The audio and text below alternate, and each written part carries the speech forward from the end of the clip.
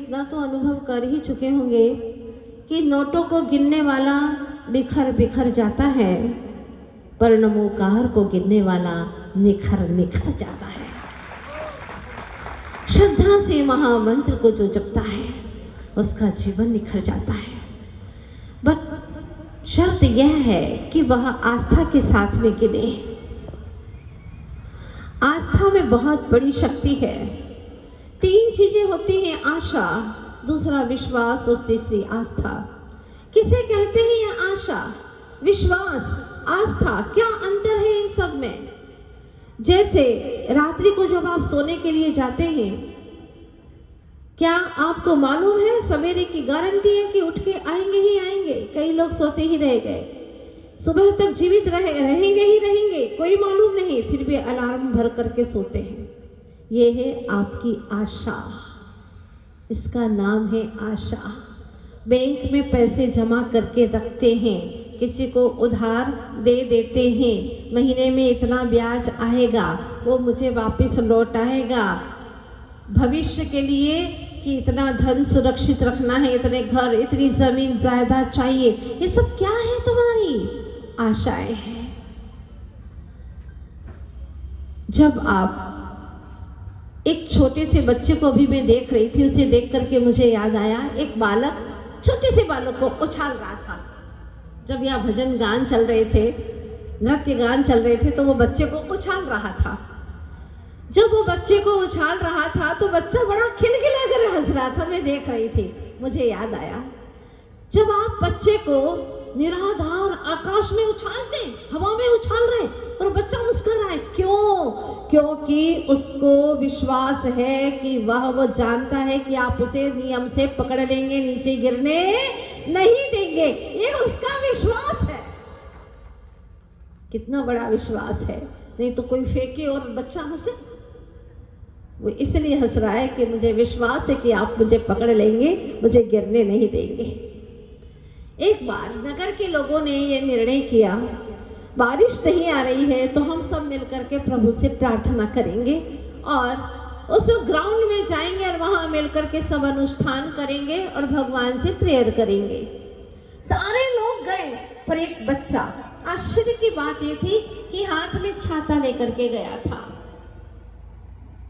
उसका छाता लेकर के जाना, यही तो उसकी आस्था है। वो सिर्फ छाता नहीं था, उसकी आस्था थी, आस्था। क्योंकि जब प्रेयर करेंगे तो पानी जरूर बरसेगा, और पानी बरसेगा तो घर लौट करके कैसे आएंगे? भीग जाएंगे। ये उसे विश्वास था। पूछना चाहती हूँ, क्या आपके अंदर इतना विश्वास है? आपके अंदर इतनी आस्था है, इतनी निष्ठा है, ऐसा समर्पण उस बच्चे जैसा जो अच्छे से बोलना भी नहीं जानता है, लेकिन मन में विश्वास है कि प्रभु से प्रेयर करेंगे तो जरूर पानी गिरेगा, घर आते आते भीग जाएंगे, और पहले से ही छाता लेकर के गया था। अपने भीतर में आस्था पैदा करना, आस्था को उत्पन्न करना, ये जीवन की सबसे बड़ी संपत्ति है, सबसे बड़ी निधि है। व्यक्ति चाहे कितने ही घर की दीवारों में कैद हो जाए, लेकिन कर्मों से वहां असुरक्षित ही है। मगर सम्यक दर्शन के दीवार से अगर अपने आप को कैद कर लेता है तो उसमें कभी भी दर्शन मोहनी कर्म प्रवेश नहीं कर पाएगा। अगर क्षायिक सम्यक दृष्टि है तो उसको सता नहीं पाएगा। क्रमशः दर्शन मोहनी की सत्ता नष्ट हो जाएगी।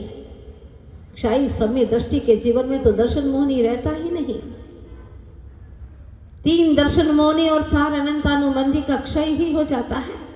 7 प्रकृतियों के क्षय से उत्पन्न होने वाला क्षायिक सम्यक दर्शन, सद्ज्ञान, और क्रमशः होले होले वह सम्यक चरित्र को भी धारण कर लेता। आचार्य जी ने एक कविता में लिखा है, यदि तू प्रभु के पीछे पीछे होले होले होलेगा होलेगा होलेगा तो निश्चित ही अपने पाप मल को धो लेगा धो लेगा धो लेगा।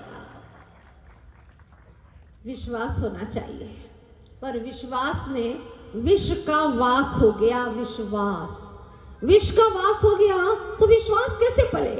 कैसे हो विश्वास? क्योंकि आपको पी शब्द बहुत प्यारा है। क्या प्यारा है? पी शब्द।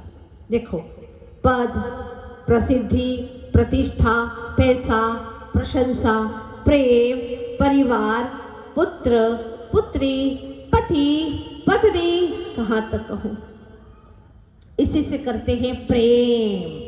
फिर होता है तुम्हारा पतन का संदेश शुरू। पतन, वो भी पी से। पतन तुम्हारा शुरू हो जाता है और पाप बढ़ता जाता है, वह पाप, पी। बहुत पी से प्रेम करते हैं ना आप लोग। हाँ सुनो, अब आपकी सबकी दृष्टि मेरी तरफ आ रही है, मैं समझ रही हूँ आपको। पर अभी तक ऐसे पाप रूप पी से कितना प्रेम किया ये देखिएगा। अंत में क्या बचता है? पछतावा। पी से पछतावा ही बचता है। इस पाप रूप पी के पीछे पड़ने से बेहतर है कि आप पी परमात्मा के पीछे लग जाए, तो पी यानी पूर्ण ज्ञान की प्राप्ति हो जाएगी आपको।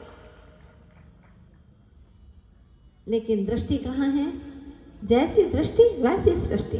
अगर दुनिया की ओर दृष्टि है तो वैसा ही जीवन बनेगा, पतित की ओर जाएगा वरना पावन हो जाएगा। नारकी बन सकता है नर से, अगर न संभले तो, और संभल जाए, प्रभु का संबल मिल जाए, गुरु का संबल मिल जाए, तो वही नर से नारायण बन सकता है। इतनी क्षमता है। बशर्ते यह है कि भीतर में आस्था हो प्रभु के प्रति, डूब जाए प्रभु भक्ति में। जैसे हमारी कहानी में सुंदरी डूब गई प्रभु भक्ति में।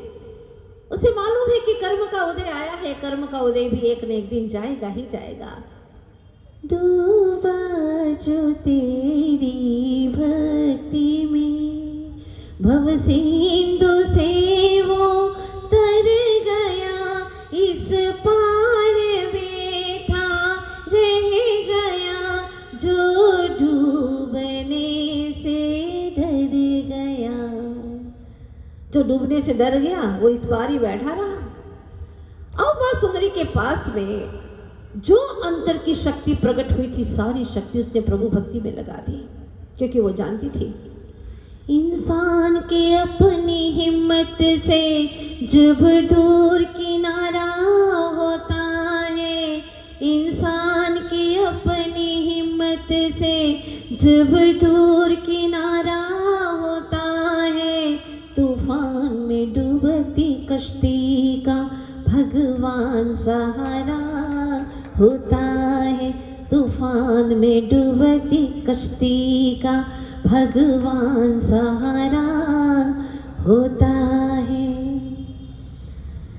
उसने तय कर लिया कि मुझे प्रभु की शरण में रहना है,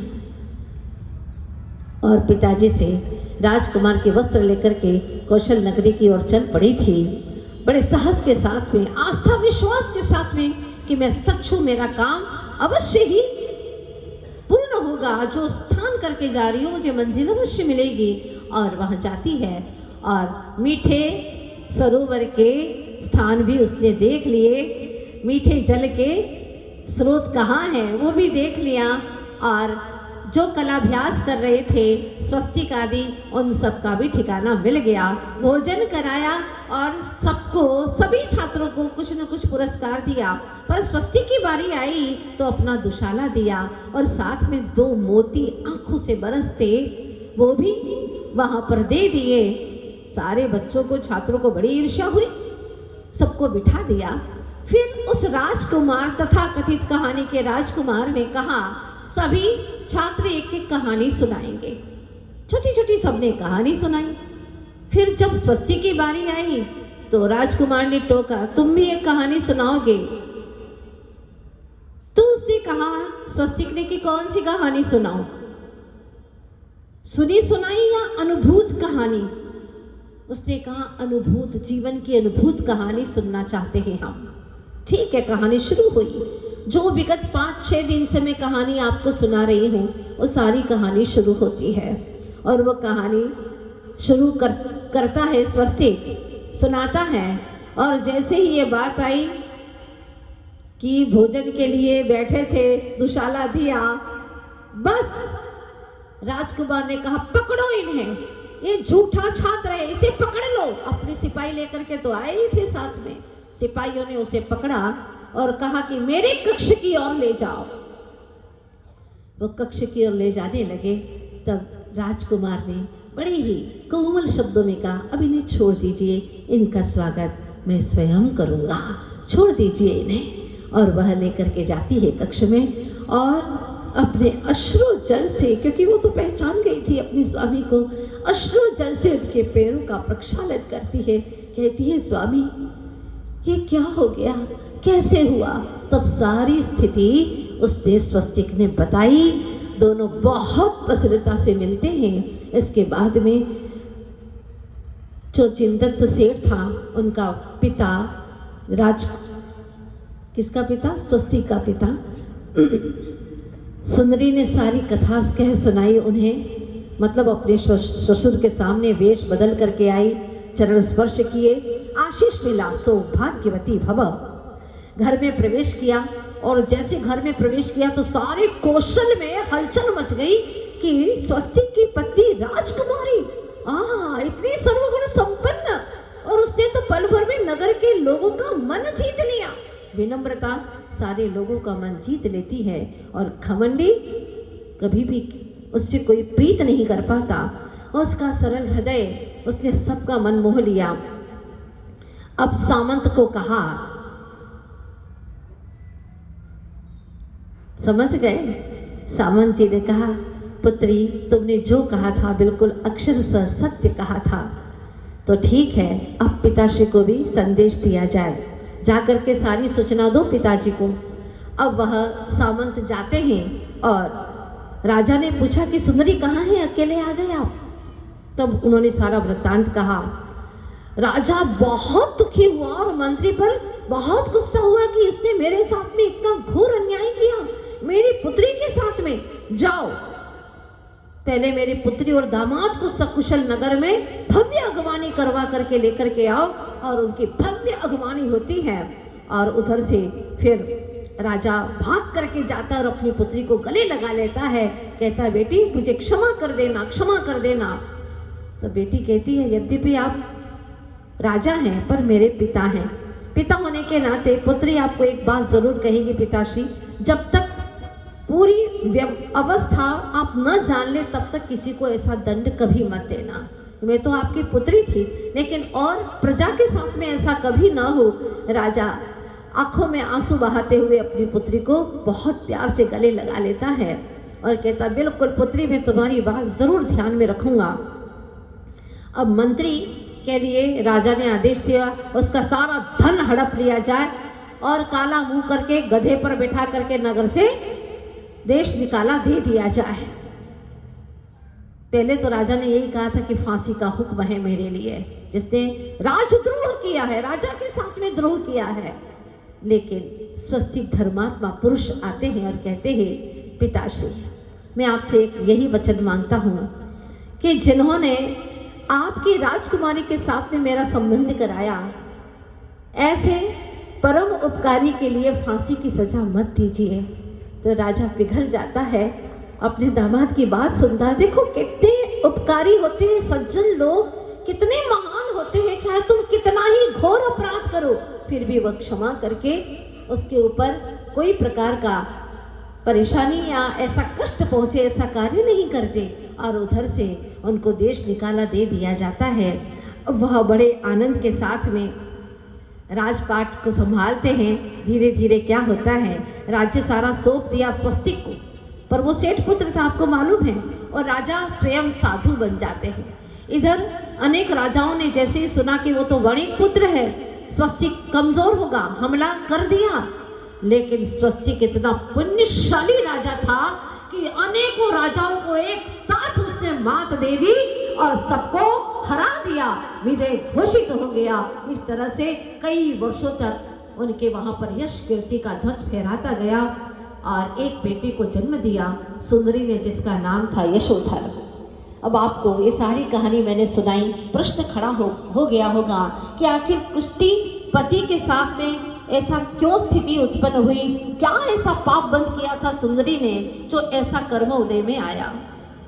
तो ग्रंथ लिखते हैं कि एक बार वह सुंदरी जो पूर्व पर्याय में थी, स्त्री के रूप में आरिका की वैयावृत्ति करने आती थी, और जब आरिका की वैयावृत्ति करने के लिए आई तो उसके शरीर के अंदर कोढ़ हो गए। कोढ़ हो गए, अब कोढ़ तो अपने कर्म के वजह से हुए, लेकिन उसने सब जगह ये दुष्प्रचार कर दिया कि वैयावृत्ति करने से मेरे शरीर में कोढ़ हो गया। बस ये दुष्प्रचार करने से उसको अगले भव में पाप फल को भोगना पड़ा। कर्म के उदय ऐसे आते हैं। और जब जब भी देव शास्त्र गुरु के प्रति हमने कितना छोटा से छोटा कोई भी उपसर्ग किया हो, उसका निधत्ति निकाचित के रूप में फल भोगना होता है। इसीलिए भवि जीवों, आप सबसे गुजारिश है, एक महामंत्र का अनुष्ठान यहाँ पर जो होने जा रहा है, पहले ही मैंने आपसे कहा था कि नोट को गिनने